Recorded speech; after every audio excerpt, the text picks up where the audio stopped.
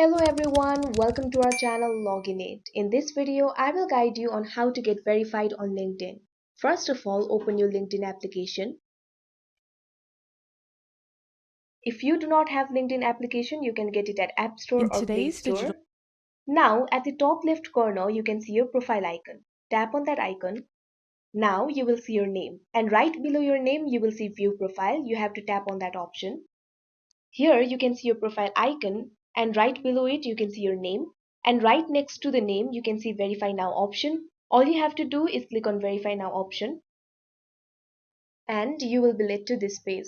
Here you can see two options. One is to verify your identity with your persona and another one is to verify your educational institution or any institution that you're working on. Verifying your identity with persona takes about 5 minutes, whereas verifying your institution takes about 2 minutes. You have to tap on Verify Your Identity with Persona. Now you will be led to this page. Now at the bottom you can see Verify with Persona option. You have to tap on that option. Now you will be led to this page. Scroll down and read the whole policy. Now you have to check the boxes. First of all, you have to check the box I agree to Persona's team of use. Make sure to read about the Persona's teams of use. Now check on the another box too.